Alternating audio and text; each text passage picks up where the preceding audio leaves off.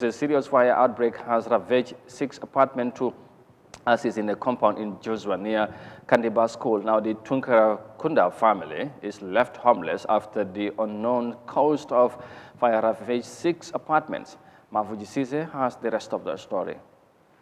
Alfuseni Jallo is one of the victims. He said he was called and informed that his house was on fire and found out that nothing was left in the house when he returned. Mr. Jallo said he lost all his household items, including $48,000 cash in the fire. He said he is now calling for urgent support to him and his family. Another victim, Hoja Jallo, also explained that she returned from her daily selling at the market when she found the incident at home. She said she lost her entire savings of $6,000 cash, including her husband's $15,000. She stressed that she is only left with the clothes she wore. Amalika Yusufa, a tenant in Tunkarakunda, explained that the fire started in the first apartment and before noticing, it quickly engulfed the rest of the 6 apartments, burning everything, including the roof, corrugates, and household items. But the cause of the fire, nobody knows the cause of fire, where it come from. But the meter breaker is not good since the time I moved into this house. So when there's a fire in one room, when there's fire, the breaker, if it's working, it will automatically go down. And when it goes, instead of the fire to jump to the next room apartment, to the next apartment, it will stop because the breaker is working. But if the breaker is not working, there's nothing that we can do. The fire will keep on jumping, going like that, until the only thing we can do is to break the house. Since we don't have the key of the house, I try and use my crowbar to try to open it. But this crowbar, as you can see, the crowbar, I try, but the flames are coming. It's too much. I'm suffocated. So I went out, and I saw one man just coming. So the man took the crowbar and try. So he succeeded, open the house, and the women environments, they bring buckets of water and they quench the fire. No one seems to know the cause of the fire. All the tenants refuse that they did not leave any burning material in their houses before going out. However, what is certain is that the entire compound is using 1 meter with a faulty breaker for a long time, but the owner of the compound did nothing about it, even though the tenants made several complaints. It's only the neighbors that helped to quench the inferno. Some said they called the attention of the fire and rescue services, who only came to the ground with an empty tank. Fire outbreaks are becoming almost uncontrollable in the Gambia, leaving victims to start life at zero without any compensation from the central government. They usually receive help from philanthropists, families, and friends. For Eyeafrica News, I am Mafuji Sise. A very sad one day, and of course I think it's quite unfortunate, but of course sometimes it do happen. su ko defee ñu ngi leen di masaw ci lu xew ci safara boobu yàqu-yàqu bi bari na te nekk na li nga xamante ne mooy lu métti la surtout fu jamono toll waaye comme ñoom nañ ko waxee ñu ngi woote wàllu wala ndimbal ku ko mun kilifa yi ak ñi nga xamante ne seen loxo jot na seen gannaaw comme niñ koy waxee ñu taxaw leen ci nu mu gën a gaawee parce que nag ku amul fi nga dëkk wala lépp li nga amoon lépp làkk ba daratuloo desaduloo dara loolu métti na su ko defee quickly rek dañoo dem si suñ gan parce que dafa am yeneen programme yi mu war a doxi Piaro ñu commencé ak report bi luñ ci dégga li gën a bari ci Gambie safara bu xewee dañuy wax xamuñ lan moo ko cause dégg na ci report bi mu ngi wax affaire mita bi nga xamante ne am na problème lu yàgg ñu ngi complain ci borom kër gi waaye deful ci dara ba tey lii am but first sa reaction ci li nga gisagum and most cases fire outbreak causes yi duñ ko di xam but in the long run yéen da ngeen di ñëw find out what are most of the causes of this frequent fire incident we xew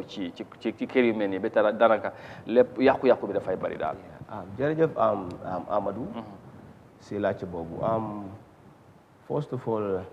I want to seize the opportunity pour ma wax leen sorry. Yeah. Lu xew Demba. Yeah. It was so unbearable. Yeah, absolutely. Understand nga. Dafa nekk loo xam ne. Wow. Painful na trop. Because if you put it in yourself. da nga xam ne neexul. Yeah. yaa ngi gis. So fireman bi nag liggéeyam bi yëpp is to make sure. Yeah. that lii amut. yaa ngi gis. Yeah. su amee tamit. at least we are there. at the same time. yaa ngi gis. at least suñ mënuta fay safar bi. waaye we can help in. Yeah. pour rescue matériel yi génne toogu Minimize the maa ngi gis damages, waaw yeah. maa ngi gis toogu yu lakka you know so waa ji mu ne lum sor rek la am tey si àdduna am. It's too painful. Absolutely. It's too painful. Absolutely. So why the problem is serious problem because there may be so déggee mu ngi wax ne miita bi dafa amoon problème. Yeah. yaa ngi gis so borom kër gi report nañ ko si moom. on Yeah. several occasions. Yeah. nit ñi dañu war a jël responsibility. yaa ngi gis. tenant bi moomut miita. although miita bi sax miita nawet la. it's a property of nawet. yaa ngi gis yow dafa mel ni dañ ko luwaas seen loxo they reserve all the rights pour ñu génnee ko sa kër then they know the protocol to follow if at all you are not doing what is right. léegi sa miita su amee problème nawet duñ ko mën a xam. you the one supposed to report the matter so that ñu ñëw mun laa dimbale sa miita bi naka la mën a def living ba mu baax waaye soo deful loolu ba fire am loolu dafay ñëw nekk problème yi fireman te fekka the initial problem was not even a problem of a fireman because ñun duñ xam ne ndax miita bi dafa am problème te ñun duñ xam ndax béréb sàngam mu ngi am safar unless and until ngeen oo ñu su leen oowee that's the time we are able to come and do the job. Sometimes. yaa ngi understand. ñu ne fireman dafa ñëw without water without ndox. loolu du dee mën a am loolu is just an allegation. moto bi mosut a taxaw si appliance bay bi te fekk amul ndox because am nañ ndox everywhere in the fire service yaa ngi gis te si biir street si tamit foo xam ne am nañ foofu noonu good hydrant dañ ko dee maak ñu xam ne hydrant bi baax na mun nañ fa am ndox so balaa nga paak moto bi sax danga war a dem uti ndox dugal ko si biir moto bi nga ñëw paak ko so the issue of fireman yi dañ ñëw without water is just an allegation. Yeah. So why do you think loolu all the time dañ koy dégg faral di dégg nit ñi di ko wax parce que is it because mu ngi wax ne balaa ñu doon ak fekk damage bi xew na ba pare. and when they were there amuñ ndox te basically li nekkul lu bees ñu ko dégg. so lan ngeen jàpp ne la moo dee war a dat mentality nit ñi di ko am towards fire service. thank you loolu neex na ma torop because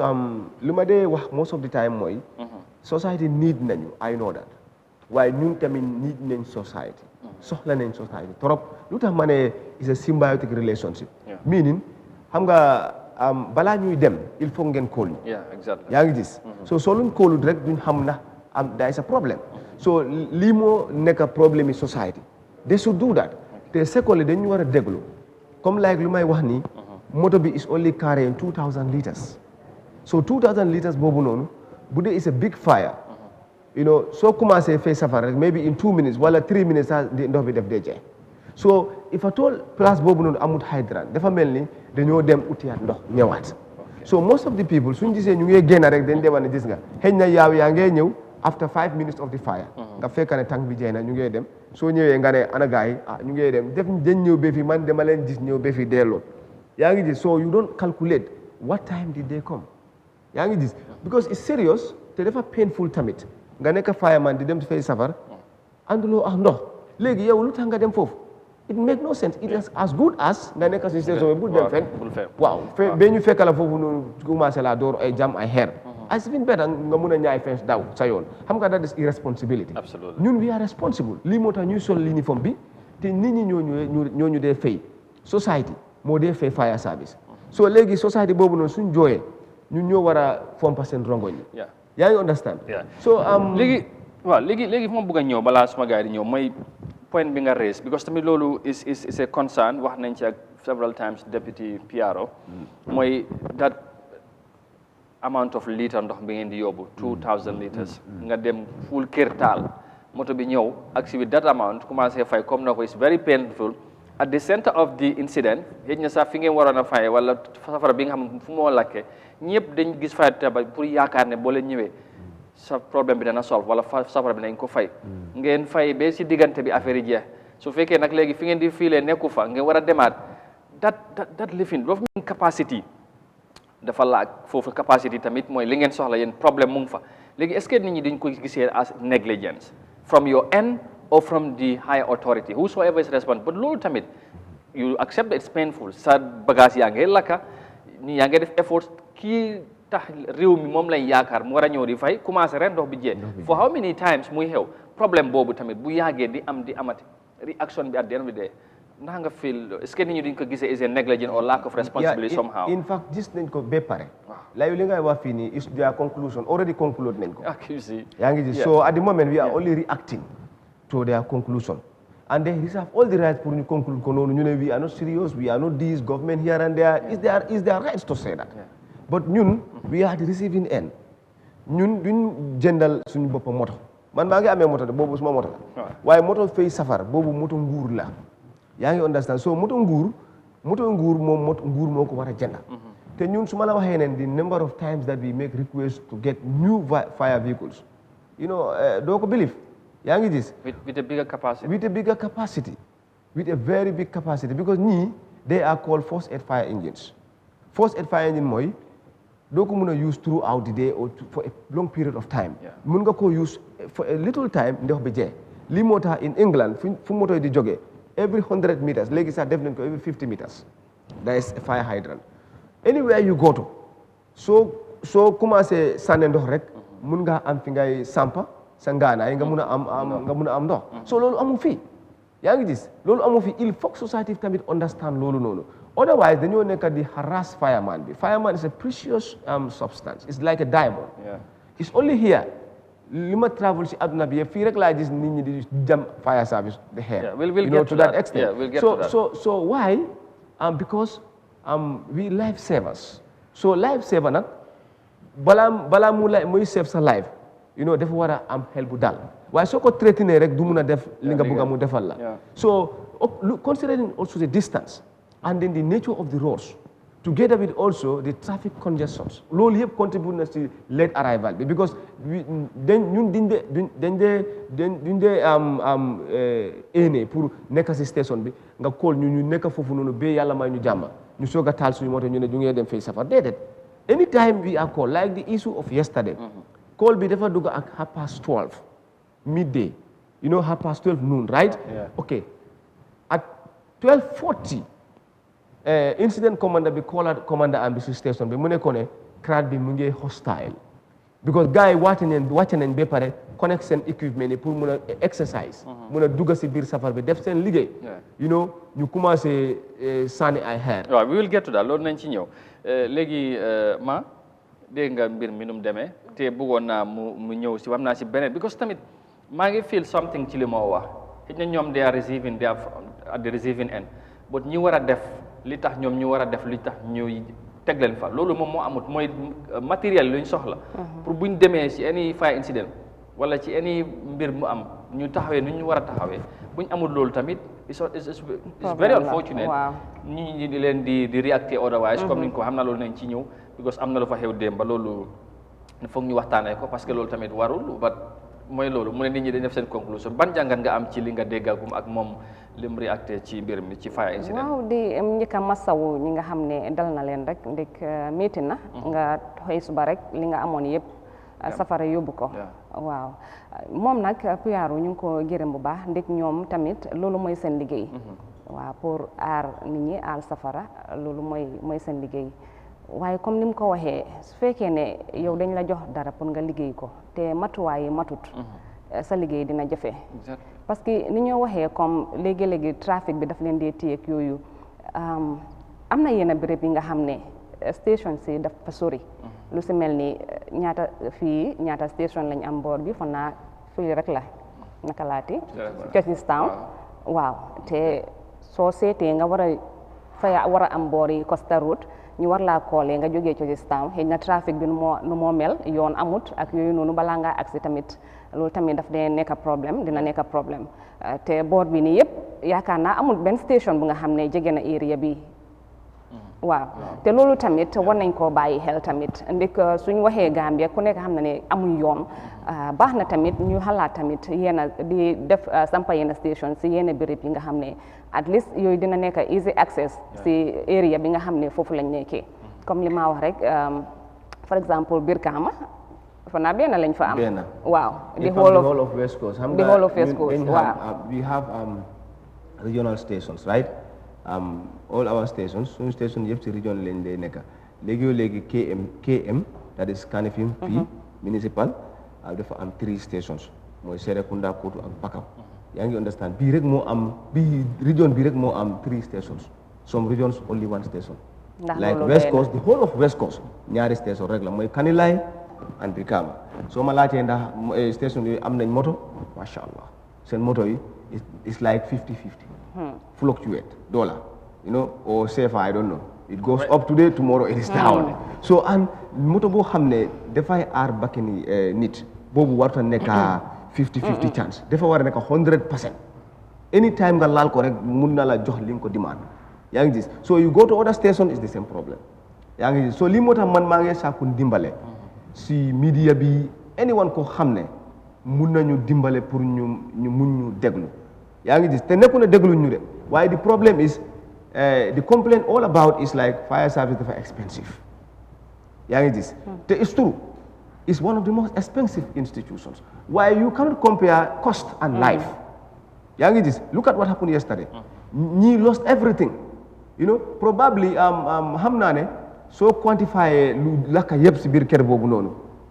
yaa ngi gis meaning xëj na bad road moo ko tax wala neglect of the people pour mun a bàyyi trafic bi flow fire engine bi dem moo ko tax wala kooluñ you just have maybe $5 wala $1 nga call fire service lii moo xew they come you cannot do that so it is a collective responsibility no matter we blame X or Y we should blame Z also ñun yëpp is our responsibility from the fire department itself yaa ngi gis because ñun seen problème yi government problème yi council problème everybody yëpp dem ko dee summarize rek jox ñu ko ok waaw am na solo mon yan ci la mooy sa réaction ci li di jot a xew wala li ngi déggagum ci xew-xew bi ak lu PRO jot a leeral soo fa ci mbir yi xam naa wax nañ ci yow ak député PRO ak moom sax si surtout ñoom si seen capacité bu ñu am ak the entire region benn wala ñaar ci réew mi xam na am na li ma ko bëgg a laaj but before then ma bàyyi nga ri ak ba pare ci gos am na li ma sense ci waxam bi te pour man loolu problème bi daanaka loolu bokk na ci li ko waral but first lan mooy sa réaction waaw mastaw ñi nga xam ne nii yaaxule neen si waaye sant yàlla bi nga xam ne bakkan desut si gosul rek mooy loo xam ne bu demee kenn mënu koo amaat ba ñu yaaxule mun leen amaat lu ëpp lu ñu yaaxule so te yal na yàlla utala leen ko yàlla sant yàlla gannaaw li fi amul si den ñëwaat ba comme maa fu mu doon waxee lu important ñu ngi ko doon joyti fii bi last time sax naa député moo fi ñëwoon ñu ngi wax ne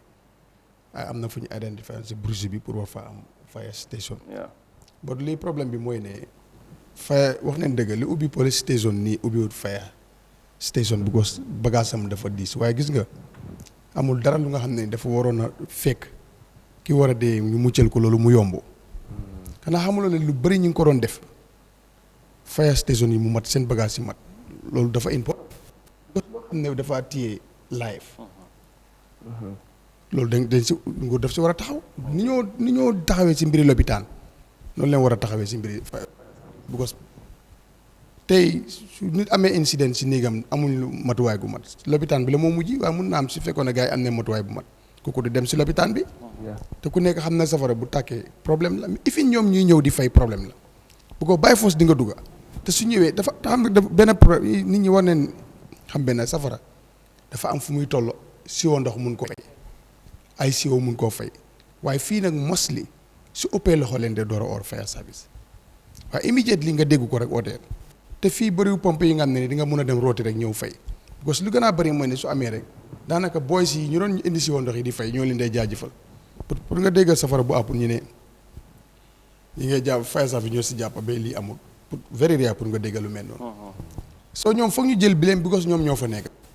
waaye itam nag nguur responsabilité nguur la waaw waaye nguur itam man tam nguur su ma dénkee dinaa ko jooy ba mu xam ne li ma war a am aw ma ko foofu laa bëggoon a ñëwee dama